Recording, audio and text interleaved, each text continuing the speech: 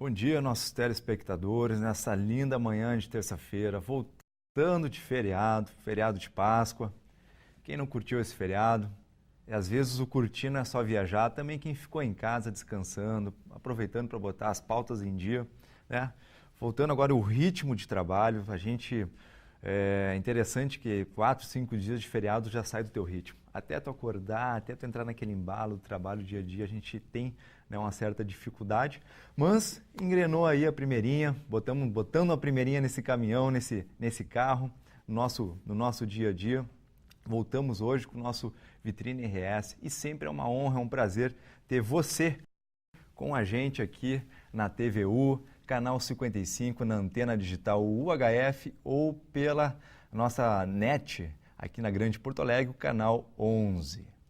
E hoje teremos dois grandes entrevistados, a nossa amiga naturopata, iridóloga, reikiana, massoterapeuta, Cleusa Miranda, nossa segunda entrevistada, e como primeiro entrevistado hoje nós temos o nosso professor Maurício Lopes, mestre em gestão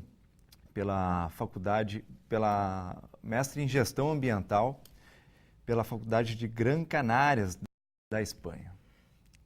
E como a gente sempre faz esse início, a gente fala um pouco das pautas que aconteceram aí no final de semana, durante a semana. E nós temos essa questão que é interessante, que um jovem, um menino lá nos Estados Unidos, voou num avião, simplesmente entrou no trem de pouso de um avião e sobrevoou aí com temperaturas de 60 graus negativos, da Califórnia até o Havaí. Agora, o interessante disso tudo é que como é que esse rapaz não me morre congelado? Ou o que motivou ele a entrar dentro do avião? Ou melhor, como é que os americanos, com toda a sua tecnologia, com todos os seus cuidados, não viu esse rapaz entrar dentro desse avião? E se fosse um homem-bomba? A gente acha que Estados Unidos é a potência, que são os caras, né? Já mostraram uma grande falha quando houve o atentado das Torres Gêmeas. E está mostrando novamente que ainda eles não estão bem assessorados, bem articulados.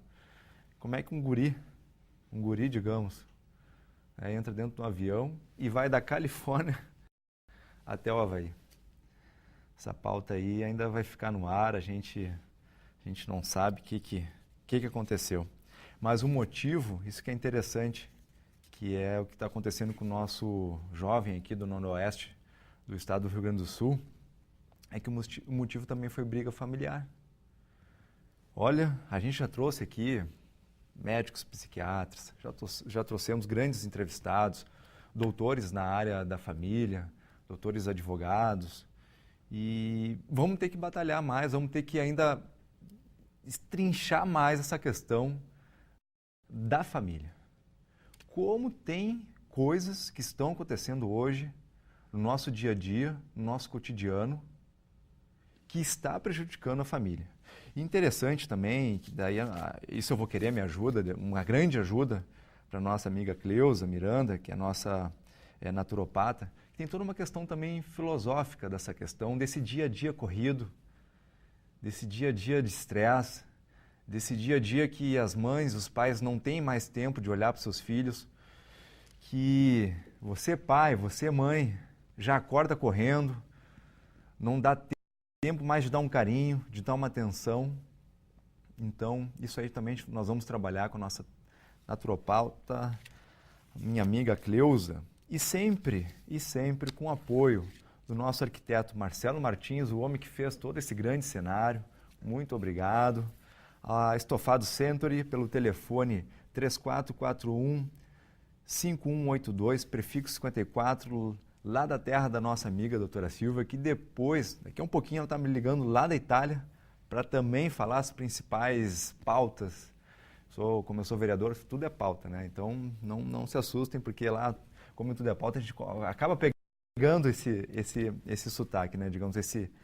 Então, lá da terra dela, também temos Sulina Iluminação, Materiais Elétricos, pelo 3222-8805 e Mistura Pisos e revestimentos. E para nós ganharmos tempos, vamos pedir um comercial e já vamos com o nosso primeiro entrevistado, o professor Maurício. Até mais, não sai daí. Para os nossos telespectadores que estão acordando agora, talvez, ou aqueles que já acordaram desde cedinho, mas botaram lá no canal 11 da NET, ou no canal 55 da Antena Digital UHF, faz aquele chimarrãozinho, o meu já está pronto, já está no script aqui, daqui a pouco eu vou para ele, faz o chimarrãozinho, faz o café, senta aí na poltrona, fica um pouquinho com a gente, eu tenho certeza, mas eu tenho certeza que você irá gostar do nosso programa e dos nossos entrevistados. As nossas entrevistas aqui no Vitrine RS, elas são diferenciadas. Então fica aí, não sai. E indo lá para a Itália, estamos com a doutora Silvia, que está lá fazendo a sua qualificação, sua especialização cirúrgica, né? Que já é uma mestra, mas agora é uma... Como é que... Doutora, antes de tudo, bom dia primeiramente, doutora. Como é que está aí a Itália? Bom dia, Rodrigo.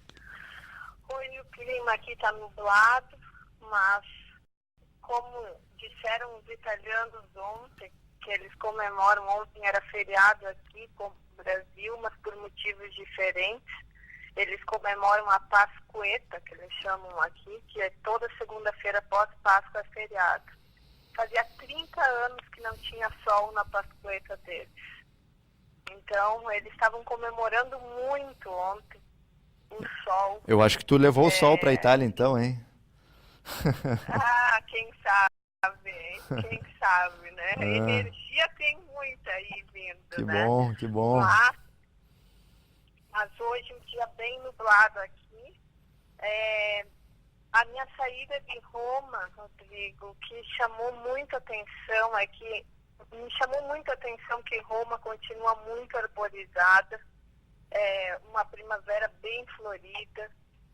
Mas uma das coisas que chama atenção, até para chamar a atenção dos nossos políticos aí, são as copas das árvores, Rodrigo, que todas as copas das árvores são muito altas, por uma questão de segurança. Então, todos os parques, ninguém tem problema em passear em parque durante a noite ou não, porque se enxerga de um lado ao outro do parque, porque as árvores não tapam. Então, assim, isso gera uma questão de segurança muito grande para eles. Todas as copas são muito altas. É uma coisa que chama atenção, até porque nós temos seguidamente árvores que estão atrapalhando até semáforos que a gente não consegue enxergar. Então, faço aí uma chamada aí para as pessoas que cuidam aí do meio ambiente. Aqui poda acho que não é crime, né? Desde que ela seja feita com consciência. Então, é uma das coisas que chama bastante atenção aqui. Doutora Silva, que chama bastante atenção, sim, é o preço do diesel e da gasolina, que são muito semelhantes, sendo que a média do custo do diesel aqui é €1,61 e a gasolina €1,76. Outra coisa que chamou realmente muita atenção, que eu já falei na quinta-feira, mas que eu vou repetir, é que o Papa Francisco tem revolucionado o mundo inteiro. Inclusive se escuta não só dos romanos, mas de todos os católicos e não católicos, inclusive, europeus aqui, italianos e não italianos, é que o Papa Francisco ele tem sido muito próximo do povo e Roma estava lotadíssima, a ponto de eu não conseguir chegar a Nápoles no dia que estava previsto. A estação térmica estava lotada, estava muito frio em Roma no sábado, muito frio. Não era dia de primavera, mas um dia de inverno mesmo. A chegada a Nápoles no sábado foi estranha, porque sair de uma cidade arborizada para uma cidade que tem pouquíssimo verde, pouquíssimos parques. Eles preservam muito a questão dos prédios, das reestruturações dos castelos, tudo, mas é uma cidade que ela tem, não tem aonde não tem a construção. Qualquer beco, qualquer ruela tem alguma construção. Então, assim, não se enxerga muita árvore. São raras as ruas em que a gente consegue enxergar algum verde. Outra coisa é que eu tive o prazer de passar com o meu professor aqui, com o meu instrutor a Páscoa, junto com a família. E eles comemoram a Páscoa como nós comemoramos o Natal. Eles dizem que é um pouquinho menos, mas assim... Mas tem peru também? Tem peru, então? Não tem peru, mas tem cordeiro.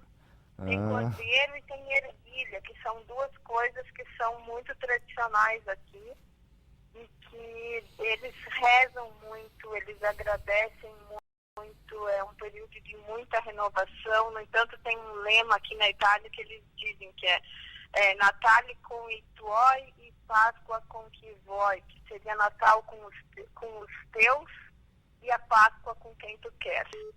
Então, eles convidam amigos, passei com mais de 15 pessoas, mas eu não aguentava mais dizer que eu estava satisfeita com a comida, porque era muita comida, doces, chocolate, sobremesa, o primeiro prato, segundo prato, muita comida mesmo.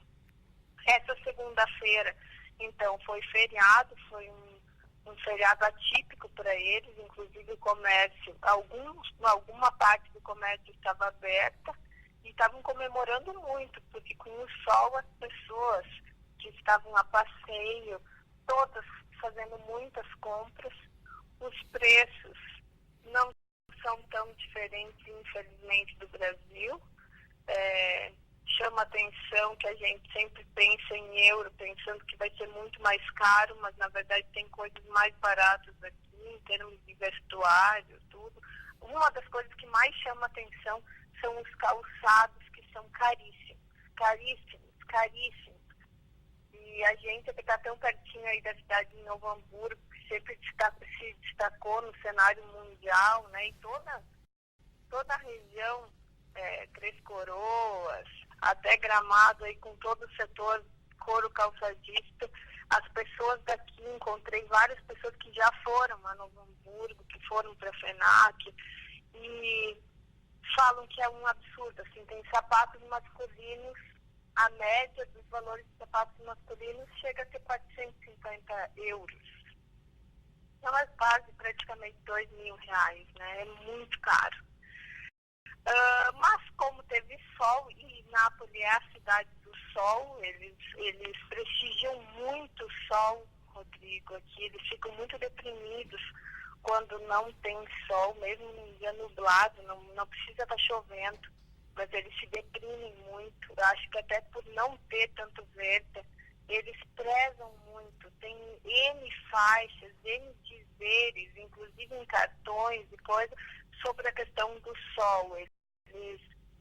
Uma jornada de sol para eles é uma alegria, assim, eles comemoram muito. Então, com todo o sol que teve ontem, as pessoas aproveitaram para tomar os seus gelatos, né? O sorvete napolitano, que é tão famoso aqui. Em cada esquina tem uma sorveteria. Então, as pessoas ontem estavam tomando, era café e sorvete. Em tudo que era lugar, estava lotadíssimo. Mas eu não posso deixar de hoje falar sobre uma das coisas mais especiais, Rodrigo. Oi. E que, com certeza, tu não deve ter falado para ninguém, mas amanhã eu sei que está de aniversário. Não fala isso. Não, falo sim, porque a gente tem que comemorar. E como dizem os bons italianos, aprendi com eles hoje e vou falar uma coisa em italiano, depois eu traduzo para os telespectadores. Eu te desejo un raggio di sole per riscaldare i tuoi giorni, una stella per illuminare le tue notti e un sorriso per allegrare il tuo cuore e tutti i momenti. Então, muito obrigado. A tradução é um raio de sol para esquentar os teus dias, uma estrela para iluminar as tuas noites e um sorriso para alegrar o teu coração em todos os momentos. Muito obrigado.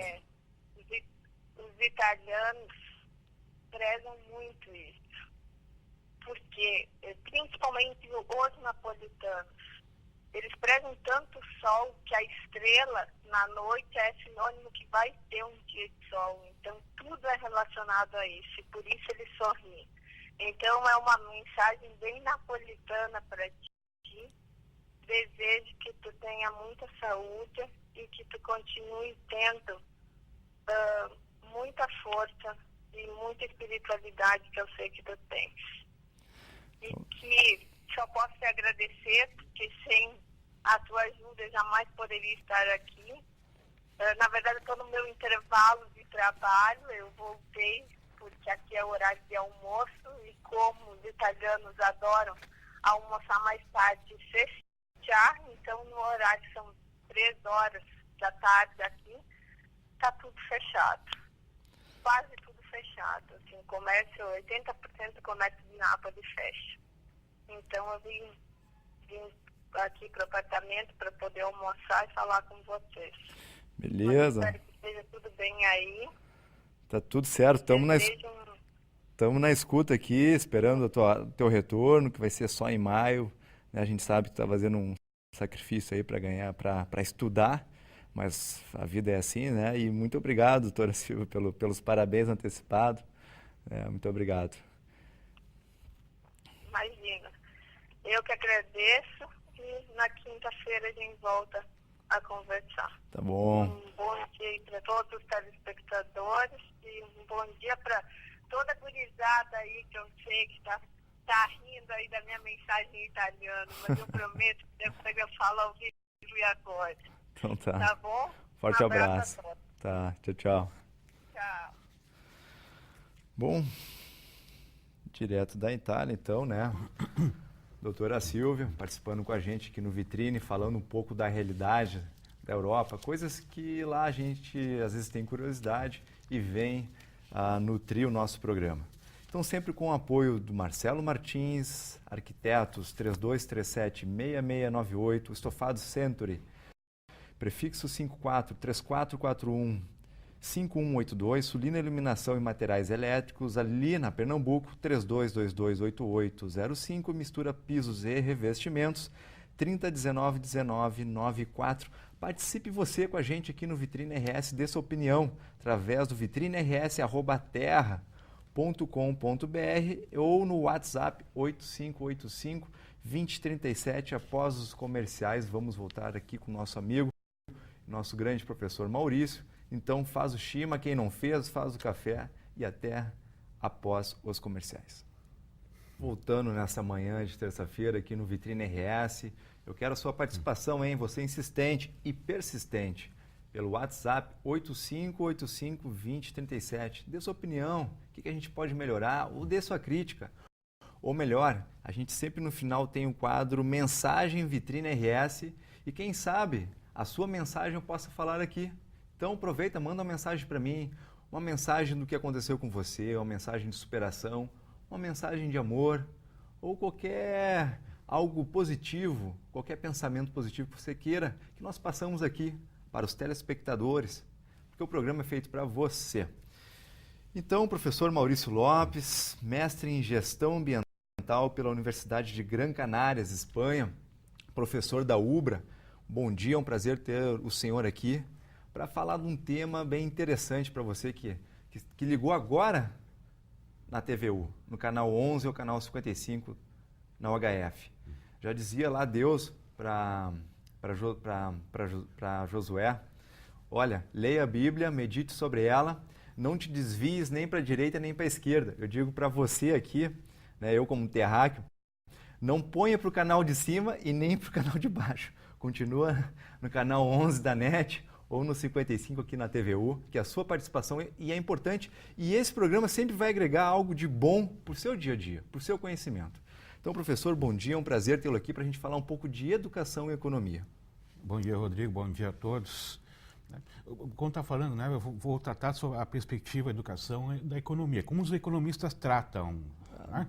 Claro, existem outros fatores, digamos, até subjetivos, objetivos, né, como aumento da autoestima, satisfação pessoal, mas vou tratar assim, a educação como um investimento econômico. Né? E posso assegurar, Rodrigo, telespectadores também, né, os economistas concordam, são unânimes, né, que não existe investimento melhor em termos econômicos, um retorno mais assegurado, mais garantido do que a educação. Tanto a nível individual, né, que a pessoa investe no seu decorrer da sua vida em termos educacionais, como algo macro, né, como uma nação como um todo. Assim, né, assim, até haveria um índice, né, de 1 para 5. Né, investe-se 1, a retorno garantido de 5. Né, cada um real investido sim. na educação é R$5 que... Ganha-se R$5. Sim. Eu pergunto, existe investimento melhor que esse ou não? Dólar, bolsa, ações, não existe nada tão assegurado, né? Sem risco algum, garantido, né? 100% garantido, né? Tanto individualmente quanto com a nação como um todo. E tanto o investimento, por exemplo, se eu particularmente investi R$1 na minha educação, eu irei ganhar lá na frente 5, digamos. Sim. Se eu investir 1.000, irei ganhar 5 mil. Sim, claro, é uma média, né? Sim, é uma média, mas também mais, isso poderia ser para o governo, a cada R$1 que o governo investe em educação, evidente, ele deixa né? de gastar talvez 5 com alguém em drogadição, ou ganha 5 no turismo, ou ganha 5, é isso, mais ou menos por cima, só para a gente começar embasando o nosso programa. Sim, claro, né?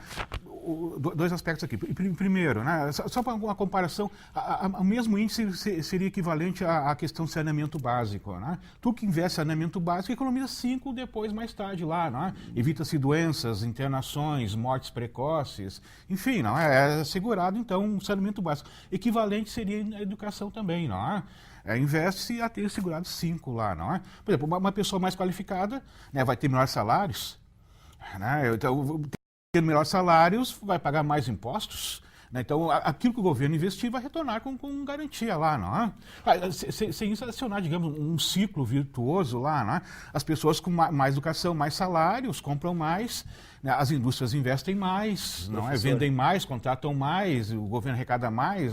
Ou seja, é um ganho para toda a sociedade. Professor, aquele pai, aquela mãe que está nos vendo agora, que está assim indeciso, ou aquele jovem que está pensando, invisto num curso técnico, invisto na minha educação, ou um pai ou uma mãe que, invisto no meu filho, invisto no inglês, invisto no espanhol, invisto num colégio X, que talvez possa dar uma qualificação de educação. No decorrer dessa entrevista, quando terminarmos essa entrevista, ele vai ter certeza que o investimento é o melhor que tem, é melhor do que tu botar em qualquer outra. É isso que nós vamos transparecer? Sim. Certas coisas, sim, são evidentes, são indesmentíveis. Né? Basta comparar a vida, né? Uma coisa bem visível, né? De quem estuda e de quem não estuda. Né? Percebam-se, né? Percebe-se, né? Por exemplo, né? Qual lugar, por exemplo, o mercado trabalha de um analfabeto ou semi-analfabeto, ou pessoas com pouca instrução? Né? Nenhuma. Né, ou estão excluídas totalmente, né? Não apenas da vida civil, né? Das dificuldades inerentes a não ter um certo grau de qualificação, né? Mesmo a alfabetização básica, né? Com ter as perspectivas de conseguir um emprego lá. Não é? O mercado hoje está cada vez mais exigente. Professor, especificando e aprofundando então a questão, qual a relação existente entre educação e desenvolvimento econômico de uma nação? Sim, né? Incrível, né? Até pouco tempo atrás, achava que o desenvolvimento educacional, né, um bom nível educacional, era decorrência do desenvolvimento econômico. Primeiro, uma nação se desenvolvia economicamente, né, consequentemente melhorava o nível educacional. Mas hoje é o contrário, né? Percebe-se o contrário. Primeiro tem que investir em educação para depois desenvolver-se. Né? Então, historicamente, nós temos exemplos disso, assim, digamos de maneira geral. Né? Nenhuma nação até hoje conseguiu desenvolver plenamente, né, oportunizar um bom grau de padrão de vida para os seus cidadãos lá, se não investir primeiro em educação. Né? Até hoje é impossível, né? Nenhuma nação, né, provou o contrário. Né? Nenhuma nação é rica com baixo nível educacional. Né? Vamos pegar, por exemplo, três exemplos recentes. Três nações, digamos, consideradas pobres, né, que deram um salto enorme e hoje são ou nações desenvolvidas ou estão em vias muito grandes de desenvolvimento lá. Né? Já são nações de primeiro mundo, Por exemplo, o Japão e a Coreia do Sul, né, tá em vias de desenvolvimento a China lá, né? Ambos são países orientais, asiáticos, mas tem muita coisa a nos ensinar, né? São países que investiram maciçamente em educação e o retorno, então, nós estamos vendo aí, né? Japão e Coreia do Sul são países de primeiro mundo, né? A China está se encaminhando, né? É já a segunda maior potência do mundo em termos econômicos, né? Não em qualidade Foi de vida. o maior exportador Sim, em 2013. Sim, né? 3 trilhões. Sim, né? Passou mais... O segundo lugar ficou os Estados Unidos, com a metade das né? exportações da China. Sim, pelo andar das coisas, né? Talvez daqui a 15 anos, né, o PIB chinês seja superior dos Estados Unidos lá, né? Até pouco tempo atrás, até 1, 2 anos, o Japão tinha um PIB superior da China, né? Mas a China, como está crescendo a taxas fantásticas, né? 7%, 8%, 9%, né? Logo, né? Se continuar nesse ritmo, logo vai ultrapassar os Estados Unidos lá, né? Mas vamos voltando aqui, Rodrigo, né? Os exemplos citados anteriormente aqui, né? Japão, Coreia do Sul e a China, né? Sim. Veja bem aqui, né? O final da Segunda Guerra Mundial, né? O Japão rendeu-se 9 de agosto de 1945 aos americanos lá, né? Terminou a Guerra do Pacífico, a Segunda Guerra Mundial, né? O país totalmente destroçado, né? Militarmente ali, as cidades bombardeadas, até bomba atômica jogaram lá, né? Bombas Sim. atômicas jogaram no Japão, né? A população japonesa, né? Evidentemente, né? Um povo milenar, né? Que historicamente sempre orgulhou-se do seu exército imperial, né? Jamais ter perdido uma guerra, uma batalha, né? Agora vê-se diante daquela realidade assim, né? A autoestima lá embaixo, né? Um povo extremamente nacionalista, né? São orgulhoso, né? Das suas raízes, de sua história, né? Agora vê-se diante da derrota, ou seja, né? A autoestima lá embaixo, né? Arrasado militarmente, economicamente, mas eles se reerguem. Eles tomam 2 atitudes básicas lá, né? Eles fazem uma reforma agrária. Só o Japão, né, um conjunto de ilhas, de um arquipélago lá, né? O somado território é um pouco maior do que o Rio Grande do Sul, aqui é metade de Santa Catarina. Né? Eles quase não têm recursos naturais disponíveis, assim, né? Terras agriculturáveis, recursos naturais. Né? Então, mas mesmo assim eles fizeram uma reforma agrária. Lá no Japão, né, por exemplo, quem tinha 40 hectares é considerado um latifundiário. Aqui, Rodrigo, 40 hectares é considerado um latifúndio ou não? É uma chácara lá, né? Mas mesmo assim, isso era uma reforma agrária. Cara, uma questão política no caso, né? Para retirar o poder dos senhores feudais que historicamente mandaram, né? Eles tinham que a mentalidade de industrializar o Japão, modernizar o Japão, evidentemente, né? Uma coisa antagônica ali, não é? Uma contradição, né? Uma nação industrial com uma casta de latifundiários que representam o atraso comandando lá, né? Então fizeram uma reforma agrária e investiram maciçamente em educação. Aí que está o segredo do Japão? Exatamente, não é? Essas 2 atitudes, né? O retorno que se viu lá, né? Mas trabalham também, que os japoneses trabalham. Trabalho duro lá, né? Aquela mentalidade asiática, né? De obediência, não é? De trabalho, né? O retorno assegurado, logo o Japão começa a recuperar-se, né? E torna-se a segunda maior potência mundial, né? Inunda o mundo todo com seus produtos. No primeiro ali, né, foram aqueles produtos industrializados, né? Microeletrônica, não é? Rádios, televisões, depois automóveis. O Japão estava num ritmo tão acelerado, né, que quase lá na década de 90, né, eles conseguem ultrapassar os Estados Unidos lá, não é? Né? Mas, claro, depois entraram em recessão, problemas econômicos lá, né? Até hoje o crescimento está baixo do Japão, mas mesmo assim, né, a dianteira que eles levaram lá, até hoje ainda tem, digamos assim, muita gordura para queimar ainda, né? Uma qualidade de vida excelente lá do seu povo. Com todos os terremotos e tsunamis e tudo mais. Tudo lá, não é? Eles crescem pouco, mas mesmo assim conseguiram assegurar um excelente padrão de vida para o seu povo, principalmente graças à educação aqui, né? Outro exemplo da Coreia do Sul, né? Em 1953, né, a Guerra da Coreia, o término da Guerra da Coreia, né, a Coreia é um país miserável, né? Você tem uma ideia, por exemplo, aqui, né, na Coreia do Sul, em 1970, a renda per capita era metade da brasileira. Né? Aqui no Brasil era $1.800 a renda per capita em 1970. Dos sul-coreanos era de $900, a metade. Né? Os coreanos investiram em educação. Né? O segredo, né? Tá bem claro, são os economistas que afirmam isso. O segredo do sucesso sul-coreano foi investimento em educação. Né? Hoje, então, o PIB, né, a renda per capita dos sul-coreanos é aproximadamente 24 mil dólares. E o Brasil, 8 mil dólares. Ou seja, né, o Brasil era o dobro, né, agora os sul-coreanos, graças à educação, é o triplo do brasileiro aqui. Não é? Veja, então, o fator da educação lá. Educação. Né? O Rodrigo, tu sabe qual a profissão mais valorizada, que dá mais status, mas remuneração também lá na Coreia do Sul ou não? Não faço nem ideia. É professor. A profissão que tem mais status social, mais disputada, professor, que mais bem remunerada. Aqui, que eu já briguei a favor dos professores aqui no Vitrine RS. Quem nos acompanha aí nesse primeiro mês, nós somos um bebezinho ainda, nosso programa está engatinhando, sim, mas o que a gente já brigou a favor dos professores, e aí que está, num país desenvolvido, mostra que a profissão deve ser até um orgulho a pessoa ser professor. E dá status. Hoje é um emprego. Hoje a pessoa que, eu sou professor, é aquela pessoa que tem orgulho de falar, é só quem vem como missão e que tem um dom. Porque hoje o professor é um emprego, tu não conseguiu ser nada, e infelizmente isso que eu estou falando. Infelizmente tu não conseguiu fazer nada, tu vai como professor. Mas professor, continua, tá? Só uma crítica que eu digo, que falta valorizar os professores aqui no nosso estado, falta valorizar os professores no Brasil. Por exemplo, investe maciçamente desde o ensino fundamental, até para a escola. Para dar aula lá no Jardim da Infância, na Coreia do Sul, tem que ter mestrado, no mínimo. Mestrado? Mestrado, no mínimo lá, não é? Que ali é fundamental, não é? O decorrer da vida estudantil vai depender quase, né, sensivelmente lá como é que foi a experiência nos primeiros anos de vida lá, eles valorizam as séries iniciais, não é? Então eles percebem que quanto mais... Aqui pelo contrário, né, o Brasil, né, quanto menos qualificado o professor lá vai dar aula lá nas séries iniciais, é um erro. É o contrário. É o contrário, né? É um erro lá, né? Você toma uma ideia assim, né? O salário médio de um professor lá, do educador lá na Coreia do Sul são 10 mil dólares mensais. 22, 23 mil por aí, não é? Não, você vai dizer, não, é muito caro. Não, é a mesma coisa lá, né? A caristia, que aqui no Brasil, né? Então é um excelente salário, por isso é muito disputado lá, né?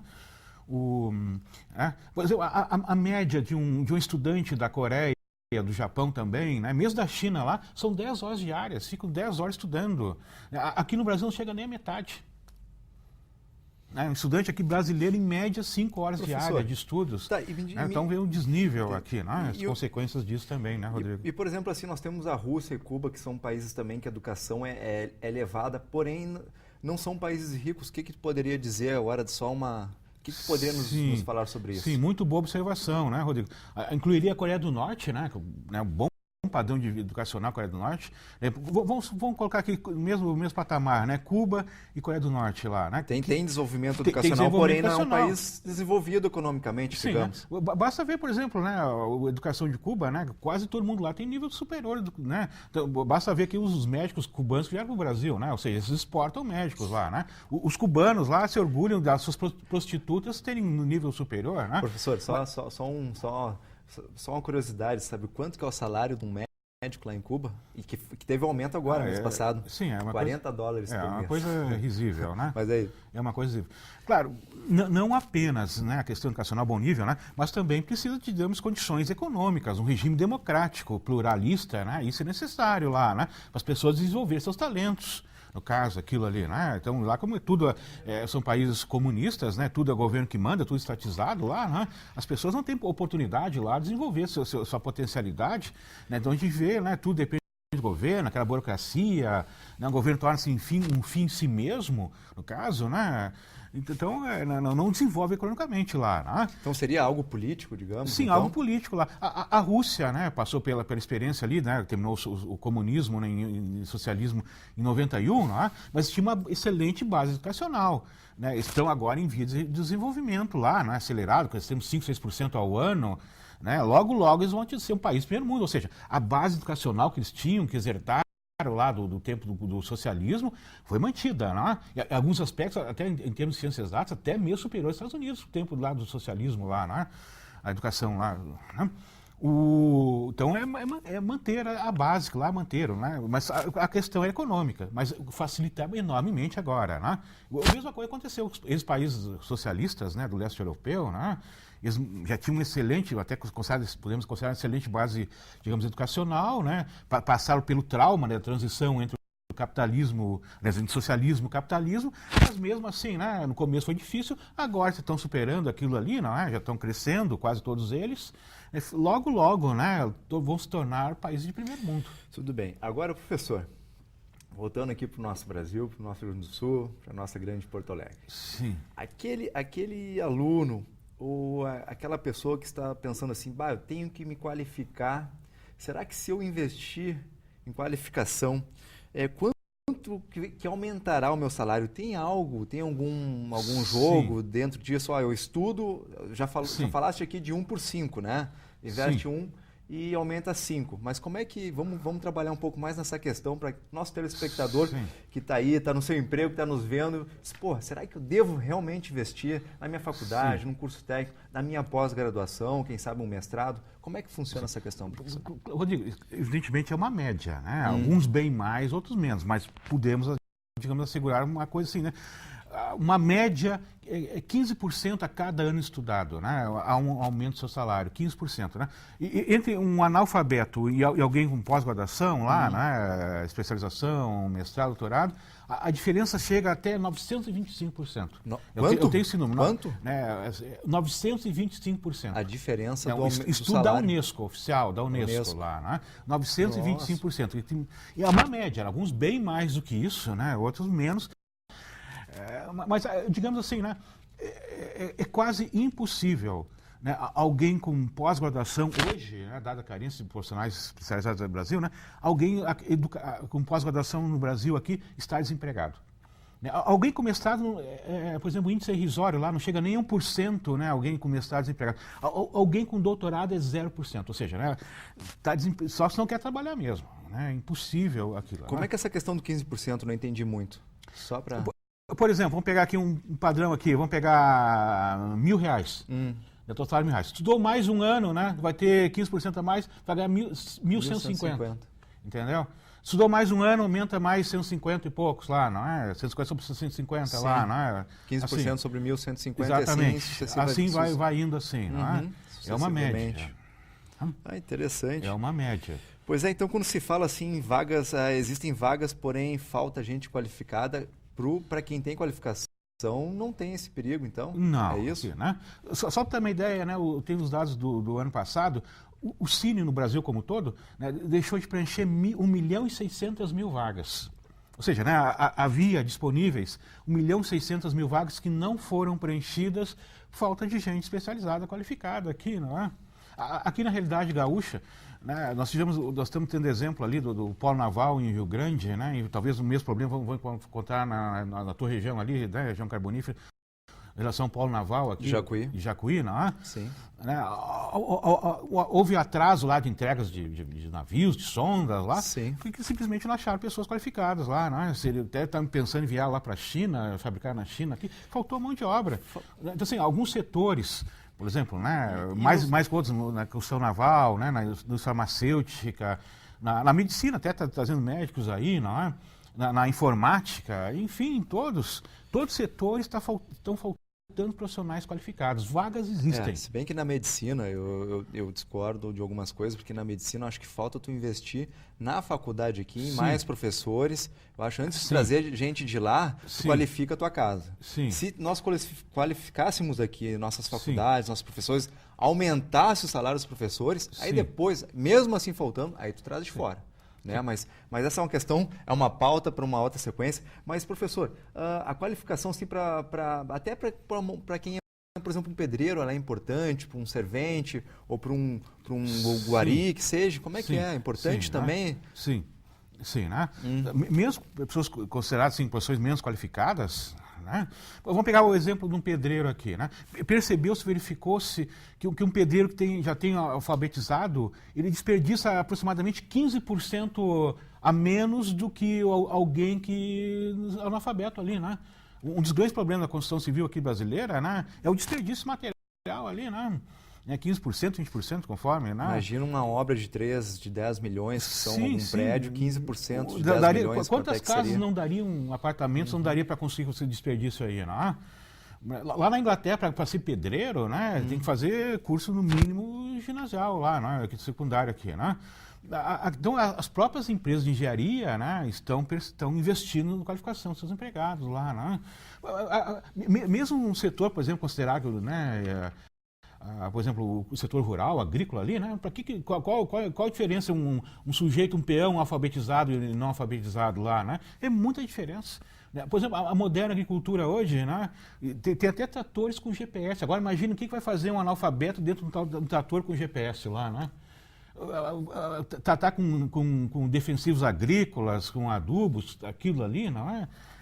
Mesmo nesses lugares está perdendo seu espaço. Né? Por exemplo, um porteiro hoje, uma grande cidade, né? Dados os mecanismos eletrônicos, precisam daquilo, né? Está excluído se for analfabeto lá, né? E alguns supermercados, mesmo para ser empacotador ali, né? Claro, não estou querendo desqualificar nenhuma profissão aqui, né? Sim. Mesmo para ser empacotador, existe já segundo grau.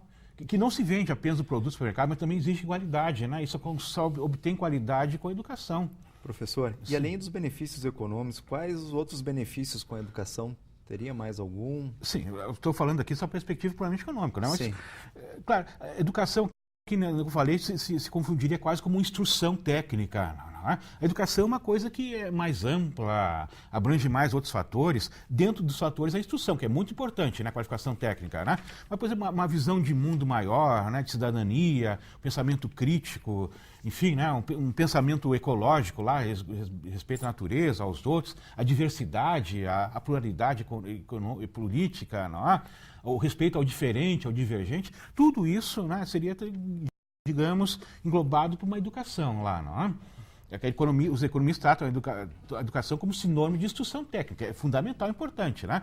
Mas nós, por exemplo, sociólogos, professores, consideramos a educação não apenas a questão de instrução, né, mas algo superior, maior também, não é? Sim, e uma questão, então, assim, ó, quem tem mais educação tem menos filhos? Como é que funciona essa regrinha aí? Rodrigo, que é interessante nisso? É uma coisa evidente, né? Outra coisa evidente aqui, né? Teus avós, por exemplo, que está assistindo lá, né? Provavelmente eram famílias numerosas, não eram? Sim. Né? Famílias numerosas, 7, 8, 10 irmãos. Aqui, né? Agora pergunto para ti, né? Quem de classe média hoje em dia, não é? Classe média alta, vai ter 3, 4 filhos? Vão ter 1 ou 2 filhos no máximo, né? A tendência é cada vez diminuir aquilo ali, né? Porque quem é de classe média alta, percebe a questão da educação, né? Como é importante ter seus filhos educados, qualificados, para enfrentar o mercado de trabalho. Isso custa caro. Isso custa caro, evidente lá, né? Antigamente, quando, né, o Brasil era mais rural lá, né? 80% da população morava no campo, né? Ter filhos era ótimo, né? Cada filho era mão de obra, era o sustento depois, a aposentadoria dos pais, né? Só que aqui na cidade, né? Filho é despesa. Então, está vendo nessa diminuição do número de filhos aí, né? Claro, as mulheres hoje querem sua independência, né? Querem estudar, querem trabalhar, não, evidentemente não pode ter uma prole numerosa, no caso aqui, não é? Então, né, percebe-se um fenômeno que acontece no Brasil, no mundo todo, né, onde existe uma classe média, né, classe média alta, um menor número de filhos, no caso. Né? Quem mantém o desenvolvimento, o crescimento demográfico são as famílias mais pobres lá, né, as famílias miseráveis. Né, tem vários filhos aquilo ali, não é? Porque justamente eles não tiveram educação. Né? E não ter educação, a pessoa, digamos, a sua luta é cotidiana para a sua sobrevivência. Eles não têm aquela perspectiva, né, de futuro lá, meio longínquo, né? Que educação, às vezes, o resultado é a longo prazo, né? Eu vou investir em educação dos meus filhos. Até investe, até intui, sabem disso, né? Mas só que problemas, digamos, econômicos mais tarde, né? Dificilmente aquela pessoa ali, o filho miserável, né? Pode até estudar no começo lá, né? Mas fatalmente vai desistir lá, não é? Vai desistir, dificilmente vai chegar lá a um nível superior, né? São raríssimos, infelizmente, aquilo ali, né? Os casos, aquilo, né? Então é um fenômeno evidente aquilo ali, né? Digamos assim, a miséria, né? Perpetua a miséria lá por falta de educação. Né? Falta a pessoa educar-se aquilo ali. Né? Quanto mais filhos, mais miserável vai vir aquela perpetuação da miséria. Bom, chegando no fim da entrevista com meu amigo, professor Maurício, nosso querido mestre, ele que estava preocupado. Ele só tem mais de 4.000 aulas dadas em faculdade, né? E estava preocupado em vir aqui e falar 20 minutinhos comigo. Professor, nota 10 para ti, muito obrigado pela tua participação. O Vitrine RS agradece, com certeza o telespectador aumentou o seu conhecimento nessa questão econômica, educacional e sabe a importância, principalmente aquela pessoa, aquele pai, aquela mãe, aquele jovem que está começando na sua carreira, que estava em dúvida se investir ou não em educação, tenho certeza que agora ele estará muito mais motivado. E até nossos políticos que acompanharam agora o Vitrine, a sua participação, talvez abriram mais os olhos para essa questão que é tão importante, já dizia o nosso amigo saudoso e falecido Brizola, né, com seus interesses, né, os interesses do Brizola eram aumentar muito a educação, não é o meu partido, mas foi um homem que realmente nós temos que falar, que foi o nosso amigo Brizola. E, professor, então, muito obrigado. Você que está aí, não esquece, WhatsApp 8585-2037. Se quiser deixar alguma pergunta para o nosso professor, manda lá. E após os comerciais, continuamos com as nossas entrevistas. Até!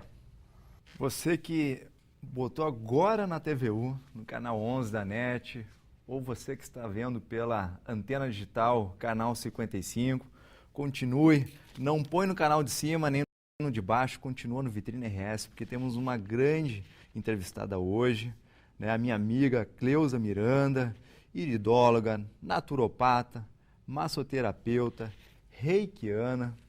Então, já digo também, já dou aqui o WhatsApp, se você tiver alguma dúvida durante o programa agora, 8585-2037, manda pra gente, prefixo 51. Bom dia, Cleusa Miranda. Como é que está, professora? Tudo bom, bom dia, bem? Rodrigo. Não sei se posso falar professora ou falo, né? A gente, como mãe, avó, terapeuta, a gente terapeuta, acaba sendo professora terapeuta, também, né? É que eu... Não, mas eu já fui professora também. Também. Mas, Rodrigo, bom dia aos telespectadores. Eu agradeço muito a oportunidade, né? Naturopatia ainda é um mistério, tabu, né? E até tabu no Brasil, né? Principalmente, né? Mas é uma ciência complementar.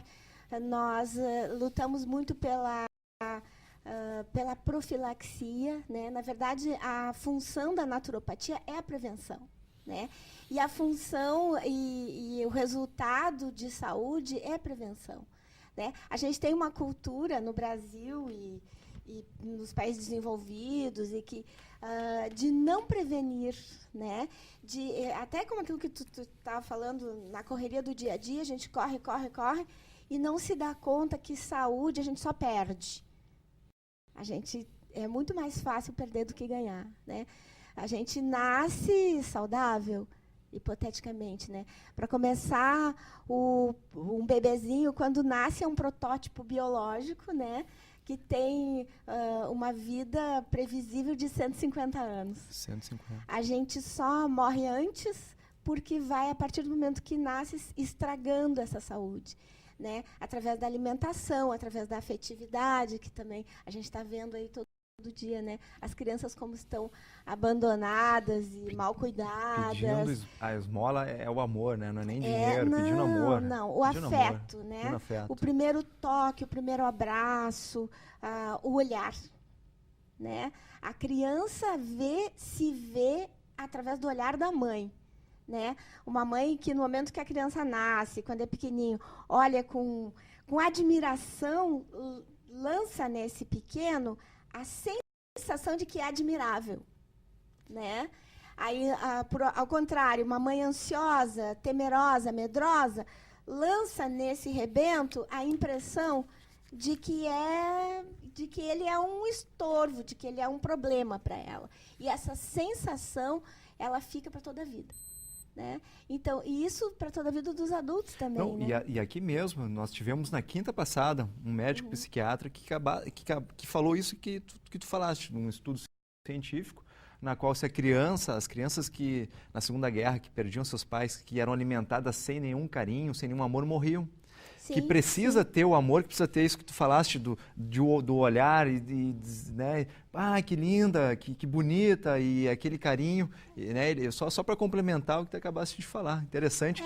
Existem pesquisas muito fortes sobre isso, inclusive com animais, né? Os animais também morrem quando eles não recebem atenção, né? E essa atenção, essa necessidade de atenção, ela se perpetua também durante a vida, né? Dentro do princípio biocêntrico, a gente sabe que o olhar é uma carícia, né? Uma forma de carícia. Quando você lança um olhar para uma pessoa acolhendo, né? Oi, Rodrigo, bom dia, que bom te ver, né? O que o teu sistema imunológico está recebendo nesse momento? Sou positivo. Aí, por 4 dias, tá? Esse sistema o imunológico aumenta a absorção de oxigênio, a absorção de nutrientes, ou seja, a célula precisa ser mais viva. Ela se sente mais viva e corresponde, ela responde com mais vivacidade. Só por esse único ato que tu fizeste, Rodrigo, que bom dia e tal, que já deu um sorrisão aqui. Não tive como me conter. Eu fico 4 dias, me sinto... 4 dias a tua célula vibra positivamente, com uma absorção maior, né, de oxigênio, de nutrientes, enfim, fica uma célula voltada para a vida. Ao contrário, né, se a gente olha com ódio, com raiva, com desprezo, ou se não olha, e essa vibração por 8 dias, é o contrário, é maior, a célula fica reduzindo a absorção, como se ela recebesse um mandado de eu não sou querida, eu me deleto. Mas só fazendo uma reflexão para você que está em casa, pergunte-se para si mesmo, você está dando um oi positivo, sorridente, com carinho para a pessoa que está ao seu lado?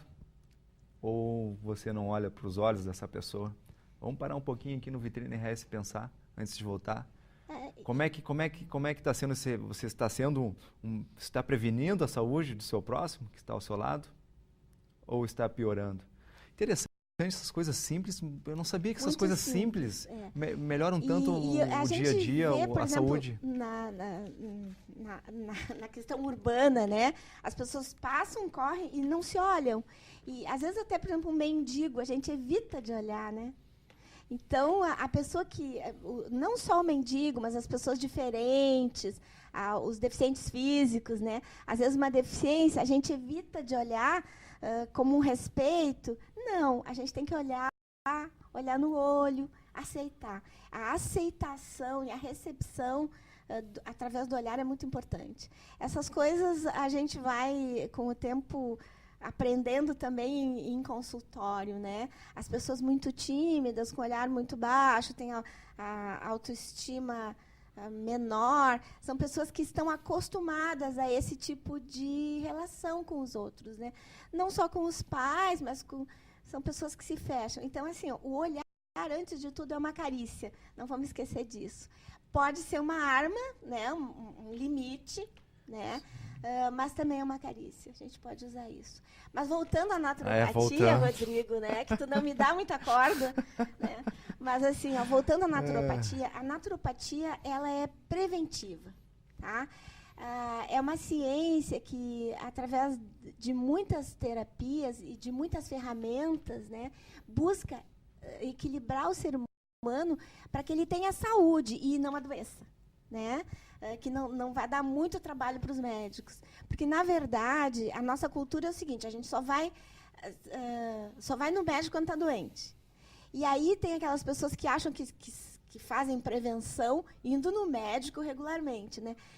É bom, é ótimo, perfeito, mas não é prevenção, né? Prevenção é respirar, é comer, é fazer exercício físico, é viver intensamente, né? É cultivar a saúde e hábitos saudáveis. E hoje em dia, com a televisão, com a internet, não é muito difícil saber o que são hábitos saudáveis, né? Hoje em dia, não é muito difícil saber que se você tomar água, é muito melhor que se você tomar um refrigerante ou se você tomar uma cerveja, né? Os patrocinadores que me desculpem. Mas é verdade, né? As pessoas não têm... É muito mais fácil para uma mãe abrir um saquinho de bolacha do que descascar uma fruta para uma criança. Né? Então, porque descascar uma fruta dá trabalho, porque a criança vai se sujar, porque vai ter que lavar a roupa, porque não tem tempo. Né? Só que assim, ó, o retorno, né, nós tínhamos o professor Maurício falando em retorno, né, aqui, o retorno de uma fruta é muito maior, talvez até muito maior do que 1:5, né, muito maior. De uma fruta, ao invés de uma bolacha, ou muito antes de uma bolacha recheada, meu Deus, né.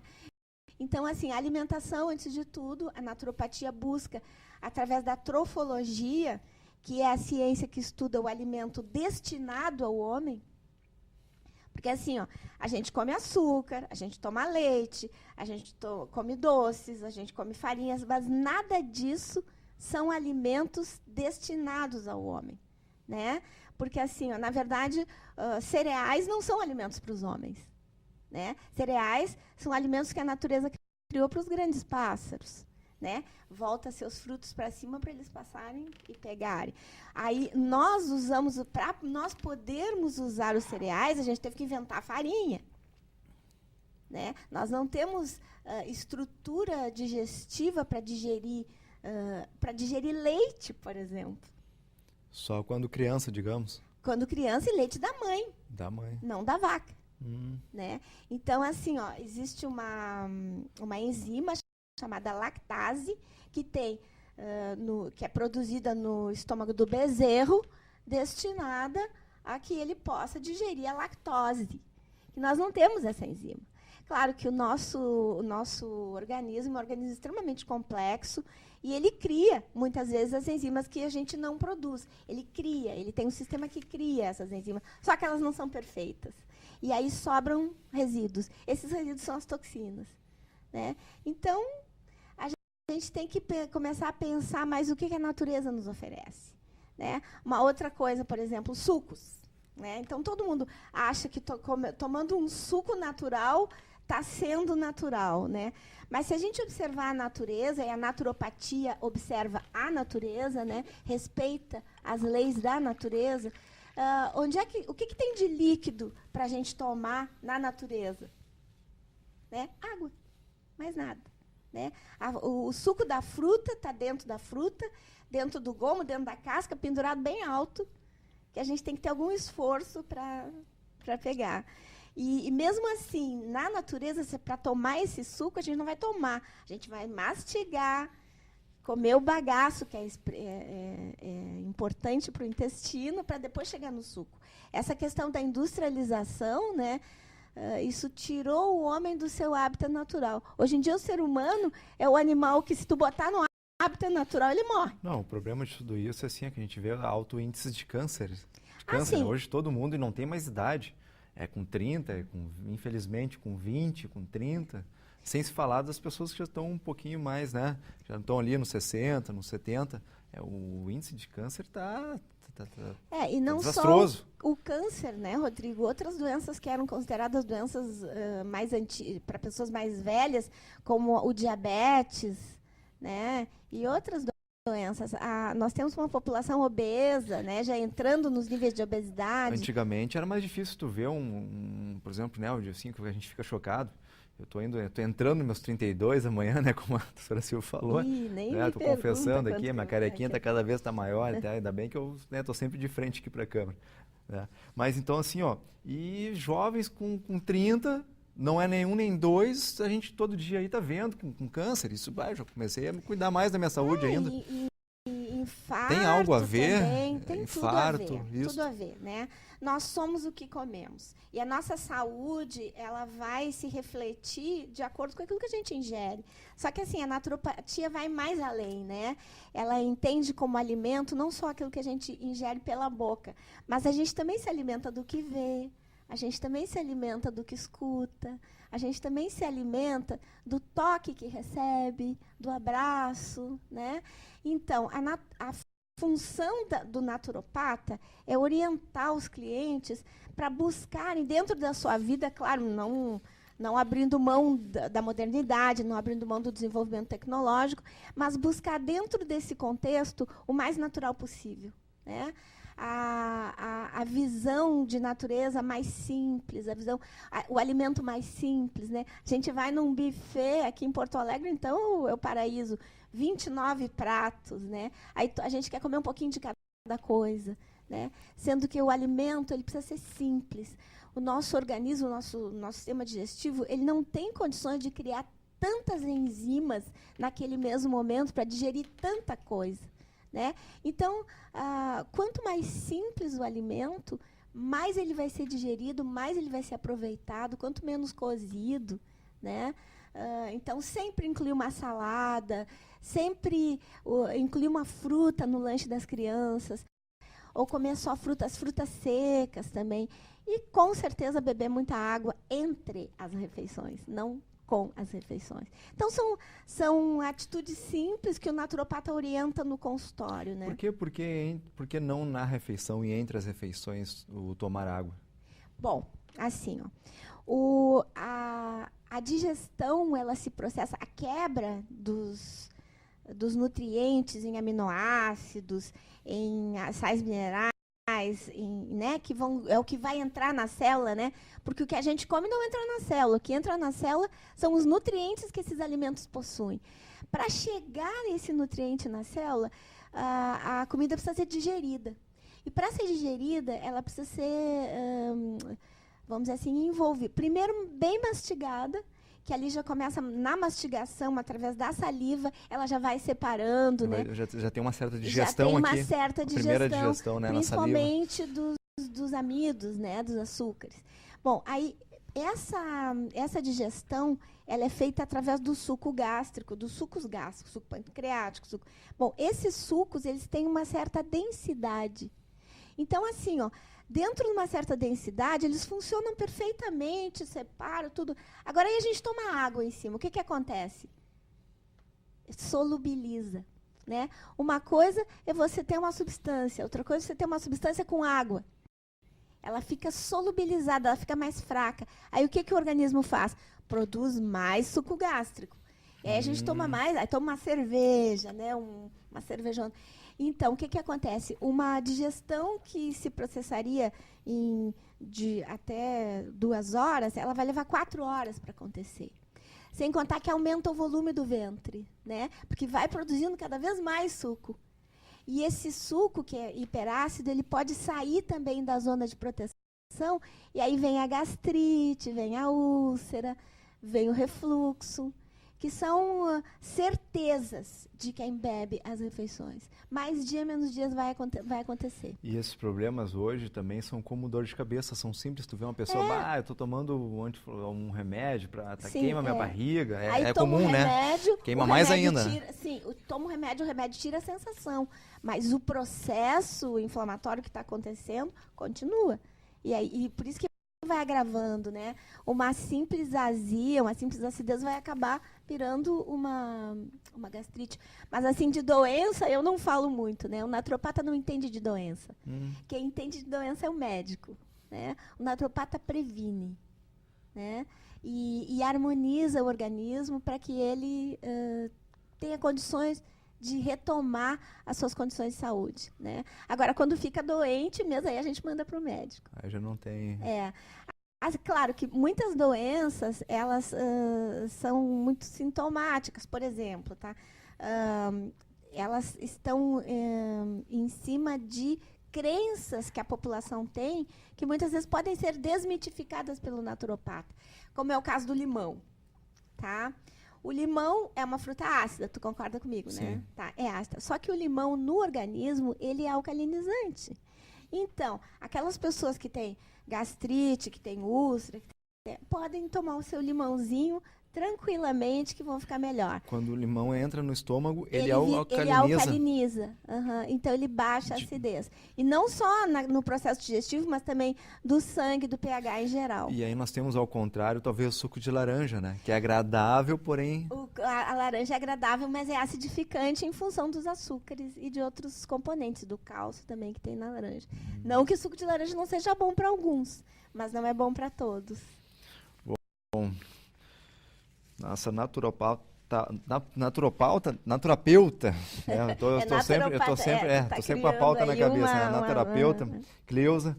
Vamos a uns comerciais e voltamos logo, logo. Obrigada. Voltando nessa linda manhã de terça-feira, participe com a gente através do vitriners@terra.com.br ou pelo WhatsApp 8585-2037, prefixo 51. Deixa lá seu recado, participa com a gente nessa manhã, onde o Vitrine RS é feito sempre para você. Voltando com a nossa naturapeuta Cleusa Miranda, quais são, de onde vem a naturopatia, qual é a base, como é que funciona, professora? Bom, Rodrigo, a naturopatia, ela tem sua base, suas raízes nas ciências e nas medicinas antigas, tradicionais. A medicina chinesa, a medicina ayurveda, a fitoterapia, né?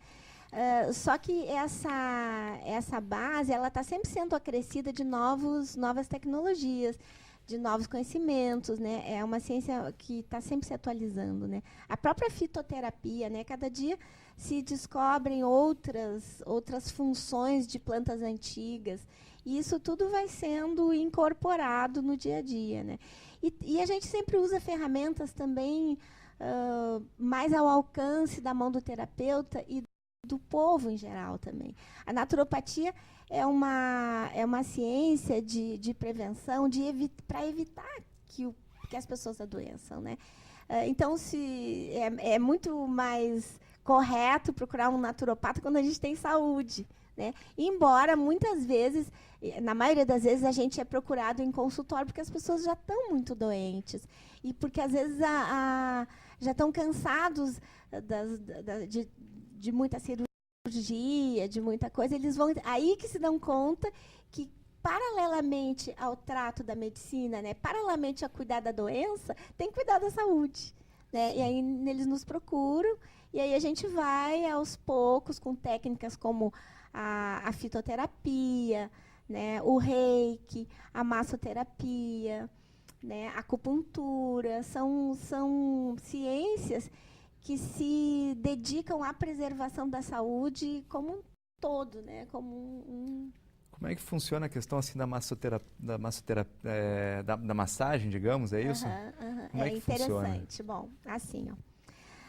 Toda vez que a gente está envolvido com o toque, né, com uma pessoa, você dá um abraço na sua namorada, na sua mãe, ou mesmo até quando a gente está com um bebezinho no colo, né, que é uma coisa de toque, o nosso foco está na pessoa.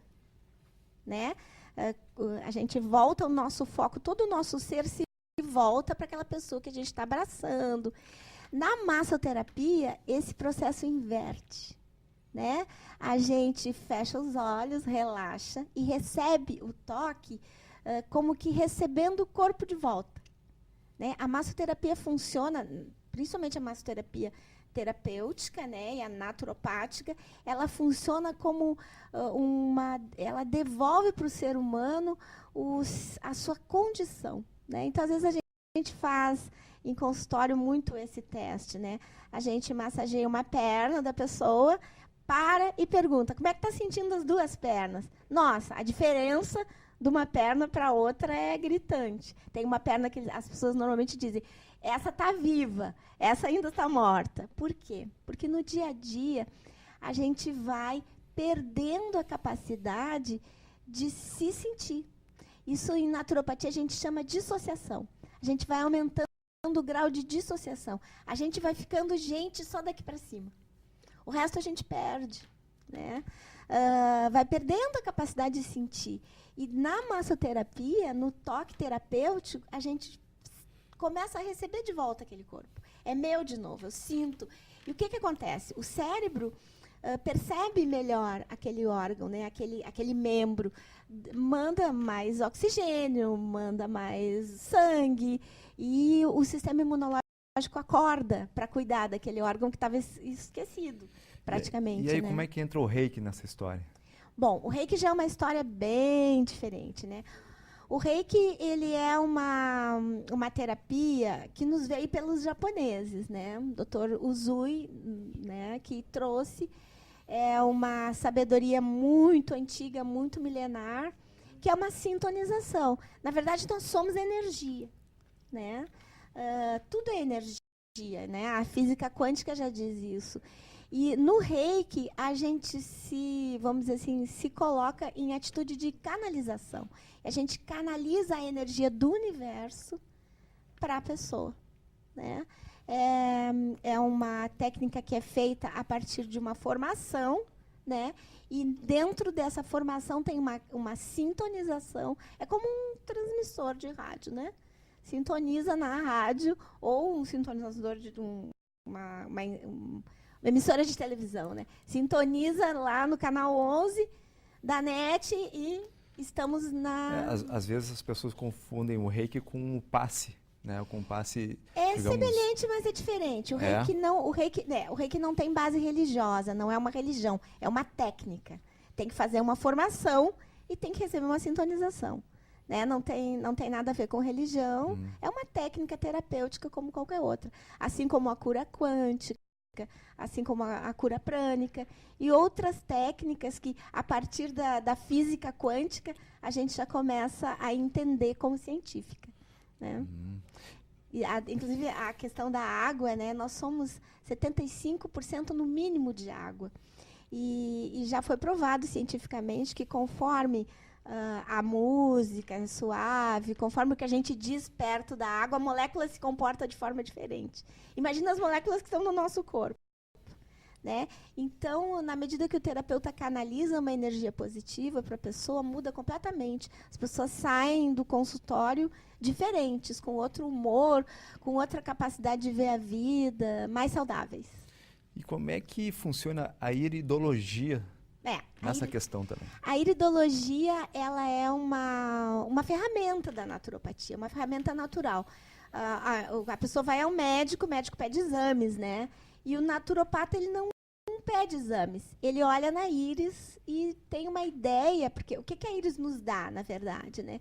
A íris nos dá as zonas, os órgãos e que estão mais intoxicados ou menos intoxicados. Porque para a naturopatia só existem 2 motivos para a pessoa adoecer. Ou ela tem falta de nutrientes ou ela tem excesso de toxinas. Né? E na íris é o que a íris... Existe um mapa, né? Onde cada fibra da íris ela está ligada por neurotransmissão a um órgão ou a um conjunto de órgãos. E o que acontece com aquela fibra, né? Está sendo transmitido através de neurotransmissores cerebrais pelo órgão. Então a gente tem condições de analisar pela cor, pela textura. Às vezes a fibrinha vem, se abre numa pétala, é uma fibra que já está mais fragilizada. E essa leitura é feita... É uma leitura que é feita nos olhos, né? Feita nos olhos. Íris é essa bolinha que a gente tem no meio do olho. Né? E tem a pupila, que é aquela bolinha bem do meio, que também pode ser analisada.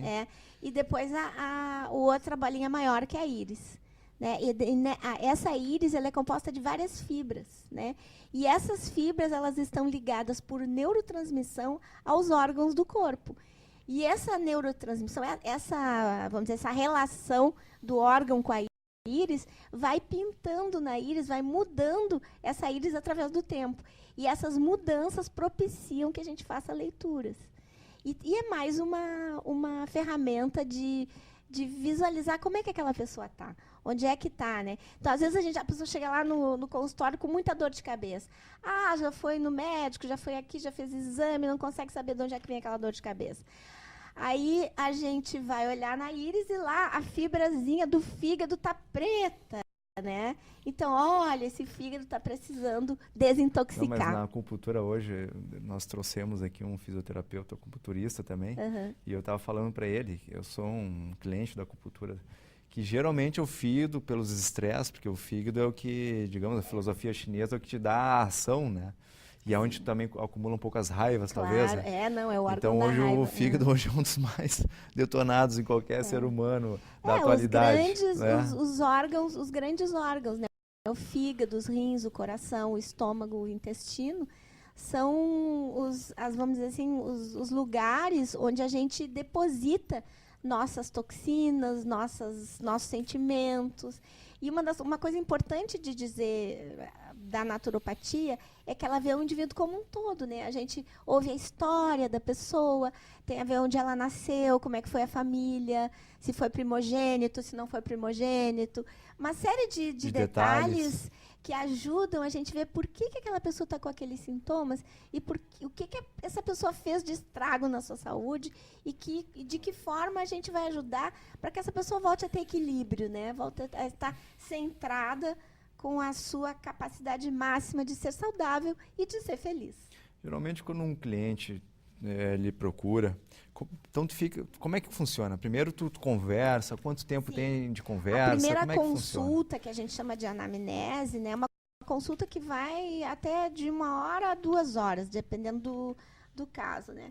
E aí, nessa consulta, a gente vai fazer perguntas bem discretas, por exemplo, como é que vai ser o intestino, quantas vezes vai ao banheiro por dia, como é que é o produto dessa ida, como é que são as fezes, a gente olha a língua da pessoa, a gente pergunta sobre o sono, né? Se é uma pessoa do sexo feminino, a gente vai querer saber da menstruação, quando é que foi a primeira menstruação, como é que ela acontece. Então, a gente fica sabendo desses detalhes para pontuar o que a gente vai procurar na íris, né? E a partir dessa conversa, a pessoa traz as suas queixas. É aquilo que eu te disse, às vezes ela vai por uma dor de cabeça e a gente não dá nada para a cabeça, né? A gente vai ver que é o fígado, a gente vai ver que existe uma tensão muito grande, que é uma pessoa tensa. Aí a gente vai usar... Cada caso é único. Nós somos uma pessoa única, não tem duas iguais. Não tem dois Rodrigo, nunca houve e jamais vai haver, né? Então, nós somos um milagre, né? O produto de milhões e milhões de anos de evolução que tem uma história única. Então, a gente tem que ouvir um pouquinho dessa história. E nessa história única tem ferramentas únicas para ajudar essa pessoa a voltar ao seu equilíbrio. Porque todos nós estamos um pouco desequilibrados, muito dissociados, bastante intoxicados, precisando de equilíbrio. Talvez se aqueles pais lá em Três Passos, né, tivessem feito algumas consultas, talvez não teriam feito aquela monstruosidade que fizeram com aquele jovem lá.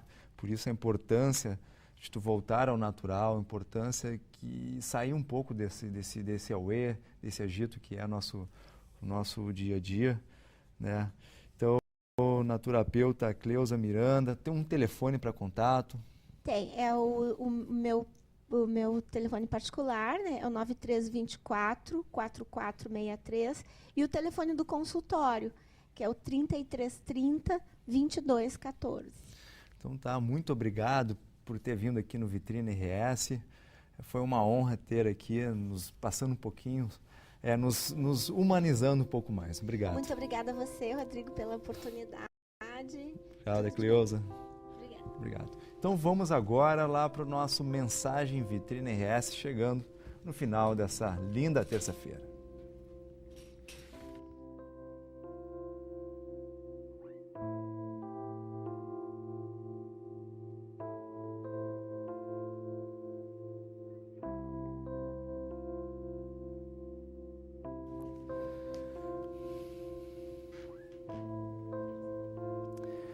Quinta-feira que vem, espero você no mesmo horário, às 10 da manhã, aqui na TVU, no nosso canal 11 da NET ou 55 UHF. E a nossa mensagem hoje é uma mensagem simples, que os grandes feitos não são conquistados com a força, e sim pela perseverança. Vitrine RS deixa aquele abraço, aquele beijo no coração de você, nosso amigo, nosso telespectador. Muito obrigado por ter estado nessa manhã de terça-feira com a gente aqui. Forte abraço.